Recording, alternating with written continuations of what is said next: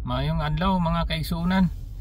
Mayong adlaw sa atong mga kaigsuunan diha sa Pilipinas, mga taga-subaybay at sa mga nakasubscribe sa ating vlog.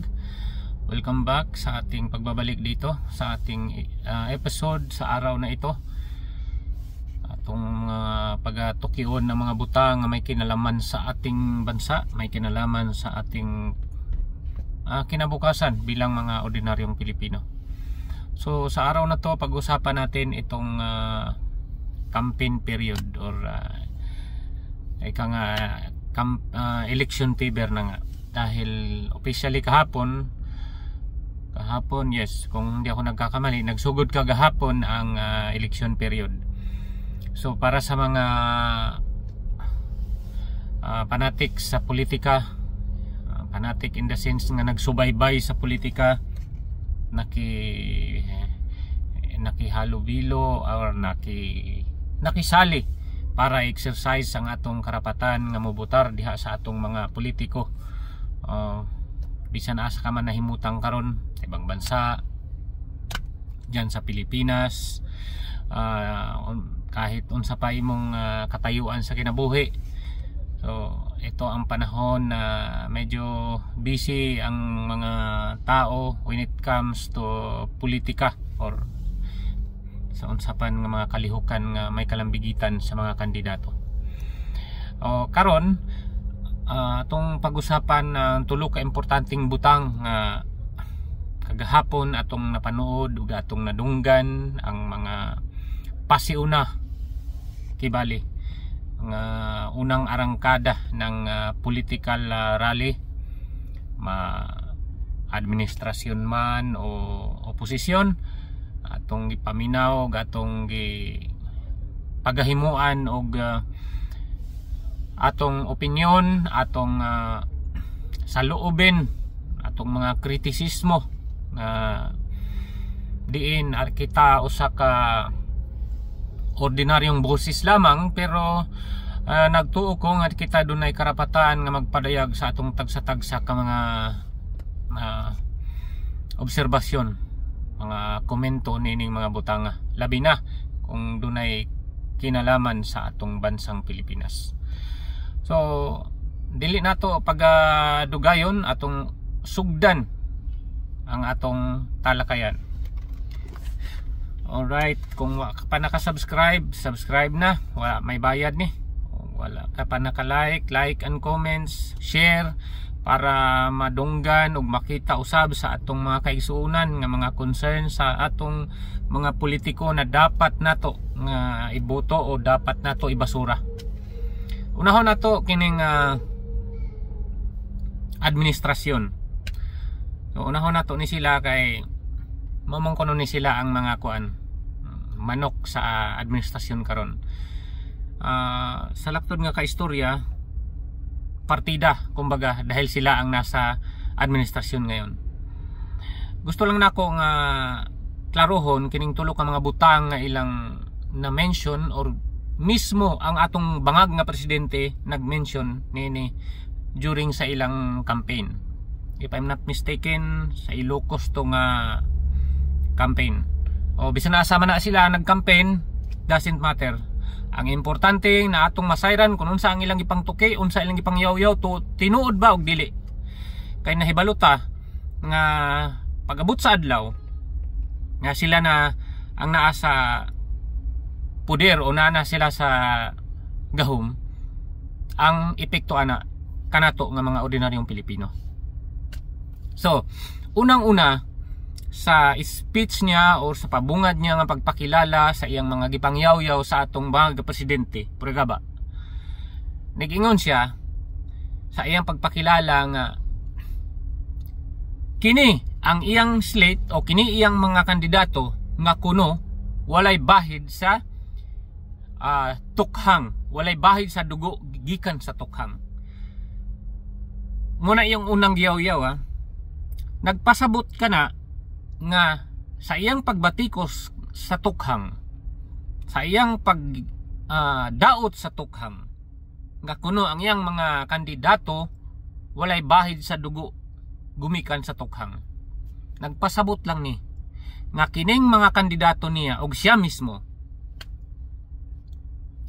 wala mo pabor sa war on drugs.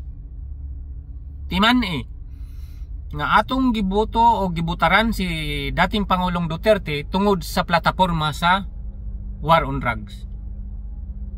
All out ang war niya sa droga. Motong nidaog siya. Di ba? So gikan ana nga punto mahibaluta nga kini si iyang giyaw-yaw agi og patutsada og agi pagbatikos nga wala kunoy dugo sa tukhang. Kinsa man ni sila? Naadya si Manny Pacquiao, naadya si Abalos, naadya si Lacson, naadya si Soto. Basta kana sila, kanang upat nga akong gipanganlan, mao man na sila ang pinaka frontliner kumbaga sa iyang mga kandidato. Diba? Samara nga siya mo ay nilaglag ug naghatag og kadismaya sa mga katawhan unta nga mubuto sa iya sa iya pa lang gistorya. Unsa? Mutuon na lang ta nga maingon ta nga sige kanang droga okay lang na siya. Sama sa giingon sa Chief of Police karon nga nagpa-extend ra na sa ilang oras kanang mogamit og droga. Gusto lang nga mutaas ang oras niya ba kung nag-duty ka, mga call center, gusto kag overtime, mag-drugs ka lang.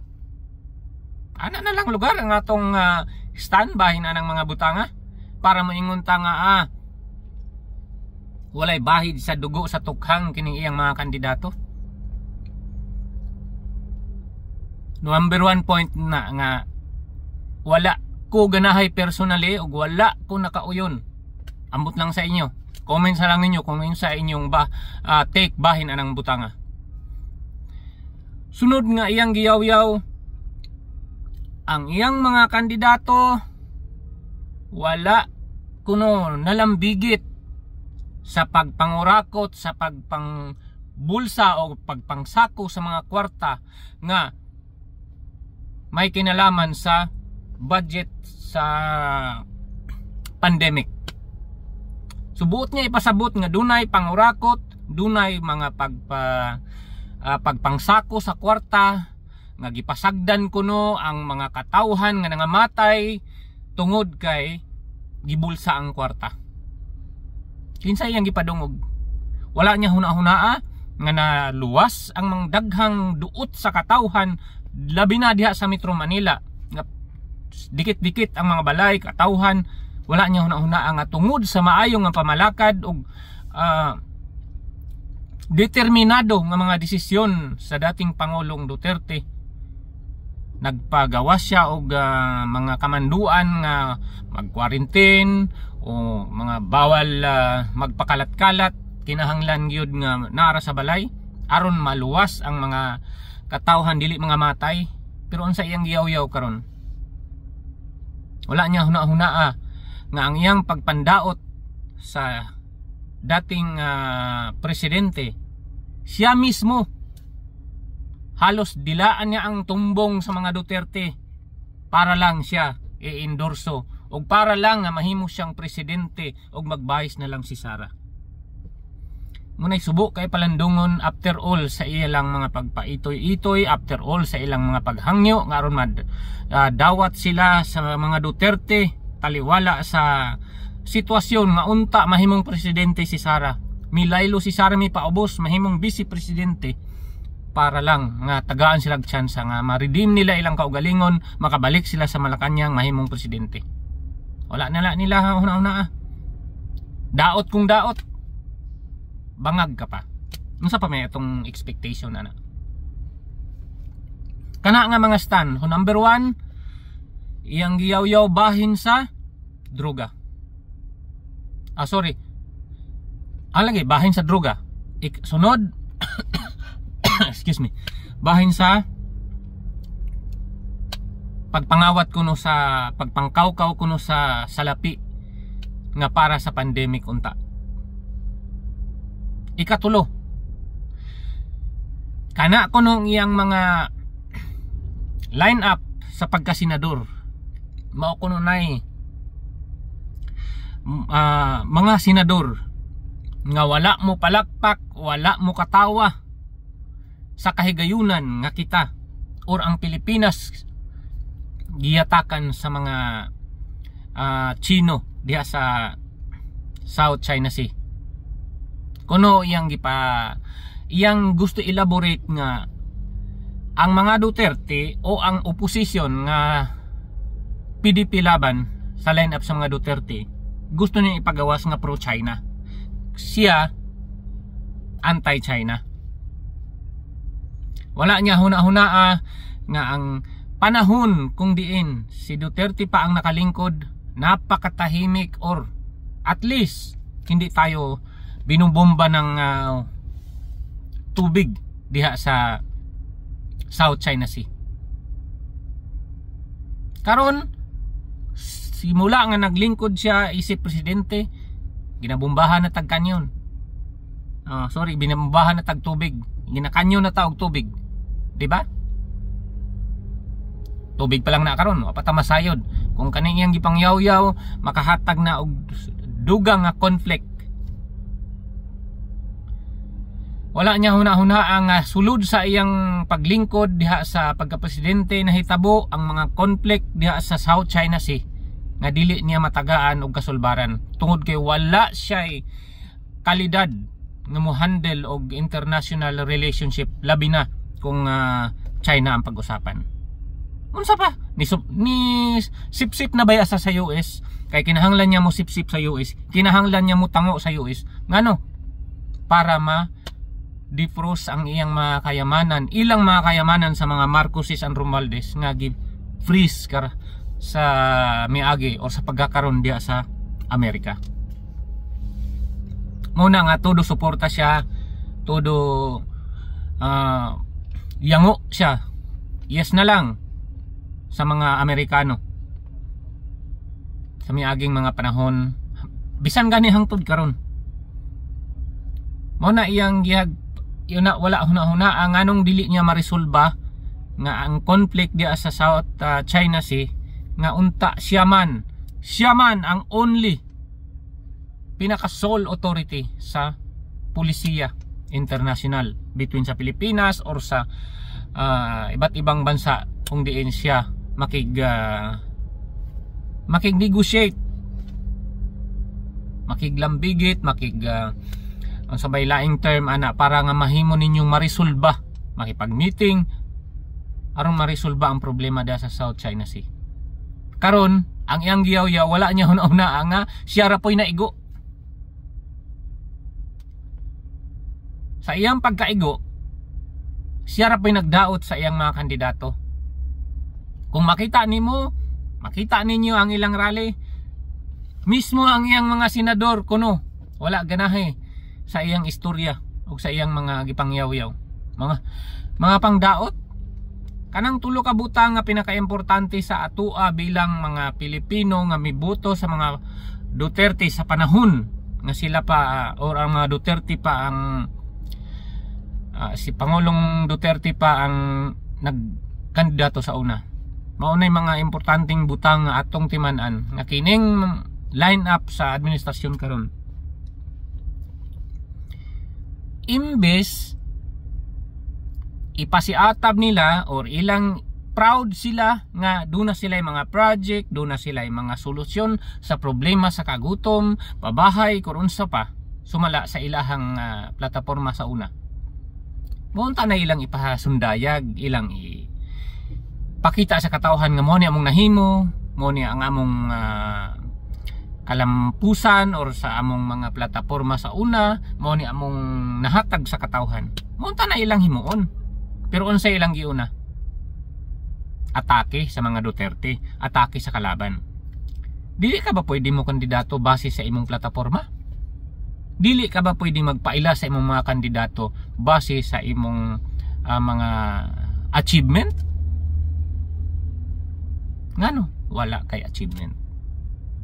So dili ni mahimo ang butang nga dapat unta maoy imong platform or maoy imong kusog alang sa imong mga kandidato, dili nimo mahimo. Ngano? kay wala man kay kalampusan o wala man kay achievement nga nahimo. Daghan ang mga gipa sundayag ninyo nga sana maharlika fan, asa naman to, di ba? Wala, way nahimo, palpak. Hinuon gipamaligya ninyo ang mga bulawan ginto diha sa atong reserba sa Bangko Sentral ng Pilipinas. Hala baligya sa mga lote or mga yuta nga gipanagya sa gobyerno, inyong gipamaligya. Ano may kwarta, kulang pang pangayuda. So kinsay makaluluoy ana pagbalik, di ba kita mga katawhan? Tuuhan pa ba nato ni sila karon? Usbo nako, Manny Pacquiao, Abalos, Lacson, Soto, kanang upat out of 12 kanay akong klaro nga sigurado na ilhan ako nga unta do na tay gamay nga idea na sa ila, pero wala na karon, wala na, as in totally basura na. Ano, unang-una gikan na sila diha sa Senado.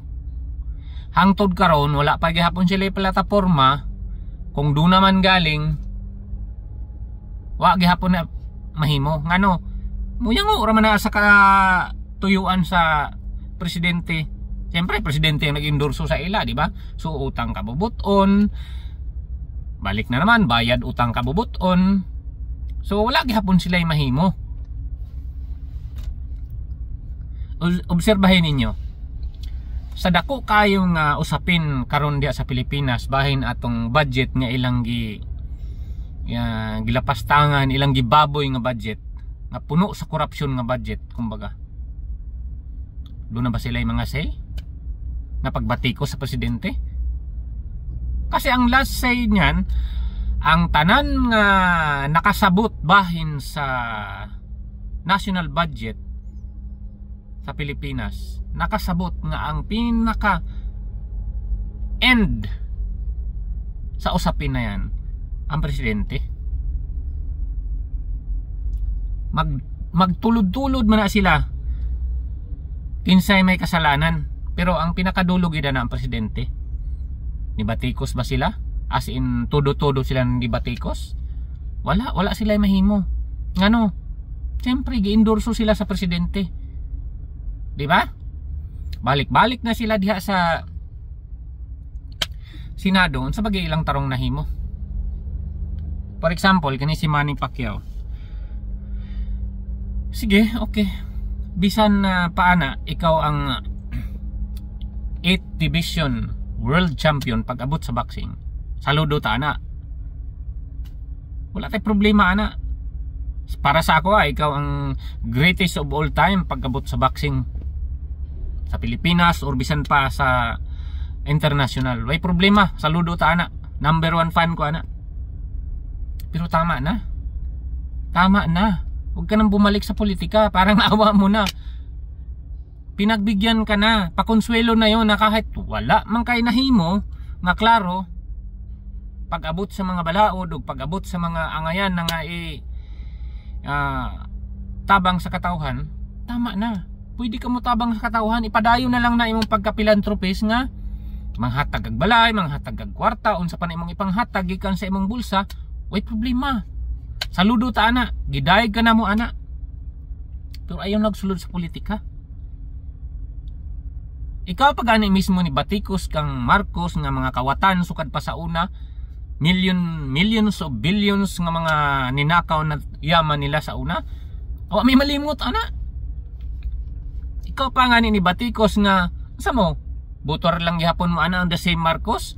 So may posibilidad nga mahimong marsyalo lang gihapon ta usab. Ikaw ana nag-ingon. Og karon nakig-ambit ka na sa ilaha. Way klaro doy. Boxing na lang doy, way problema. Manang ayaw mi og linlanga sa imong mga gipangyaw-yaw. Nakita na ako, napanood na ako ang imong gipang istorya dito sa rally. Okay man unta kung naa ka sa podium or naa ka sa pulpito, isip usa ka pastor o isip usa ka ministro. Pero kung doon na ka sa ingana nga kahimtang, isip usa ka kandidato, ang among gipangita, ang among expected, imong platform, unsa ang imong himuon nga mga balaod nga ipasa, unsa ang imong mga baruganan pag-abot sa politika. Kay mo na among gikinahanglan. Given na nga gikan ka sa kalisdanan, gikan ka sa walay kaon halos, dili lang ikaw doy ang nagkuan na naka-experience. Kami sab, swerte ka kay himo kang milyonaryo, daghan ang imong mga kayamanan karon, igrasyahan ka sa Ginoo tungod sa imong career nga maayo ang imong pagboxing. Pero ayaw na may ana linlanga, ayaw na may ana bula-bula pa anang matulog mi sa kagabi, wala na kaon, matami sa buntag, mo trabaho, pag-abot sa hapon walay pamahaw paniudto, kutoy ang tiyan. Ay na may bulaha na. Daghan ang mga katawhan hangtod karon 60% or more ang naa sa kahirapan. Kabalo mi ana. Nasayod mi na ni simpatiya ka ana. Nasayod mi nga duna kay kasing-kasing para sa mga kabus. Karon ang among ipangita unsa imong pagahimuon, unsa imong plataporma para ma-elevate ang among kahimtang. Dili kay magdiskurso ka didto, moingon ka ng imong mga experience ka pabalik-balik na lang, nakasabot na mi ana. Saludo mi ana. Karon ang among ipangita gyud ang imong klaro nga direksyon, klaro nga baruganan pag-abot sa higayon nga makalingkod ka. Wa ko'y nakita man. Maura gihapon. So unsa may pulos nga pabalikon mo sa mga katawhan nga ang gipangita sa katawhan ang tinud-anay man nga pagbabago ug paglambo. Sa tinuod lang usbo na ako pag-ingon nga kamo naaman mo sa admin karon o naaman mismo ang iyong presidente, mao may ni-endorso sa inyo, dapat partida na mo. Dili na mo kinahanglan magpinangdaot pag way hinungdan nga mga butang. Ang inyong dapat ipakita, ang inyong plano, klaro nga direksyon para sa Pilipinas, sa amo nga mga kabus. Pero wala mo ikapakita, wala mo yung mga achievement nga ikapakita. Unsa? Sikrito ang achievement? Kaya dili mo makapahayag unsa inyong mga nakabot para sa katawhan? Wala. Sikrito. Bisan gani ang pag hair follicles test, dili mo musugot, dili na musugot inyong bangag presidente. Ngano do na siya gitago? Unang salbo pa lang na sa rally ninyo, sablay na, palpak na. Nagtuo mo giganahan ang katawan sa inyo? Walay mahimo ang katawan kay naaman mo diha. Wa may kabalo nga do na mo gipanghatag diha. So, siyempre dawat gina kay mga gikan guna sa inyo ha. Pero ang tinud-anay ana kwarta na sa katawhan kung do na mo gipamudbud diha. Karon ang tinuod nga usapin kung unsabay angayan mahimo sa usa ka kandidato.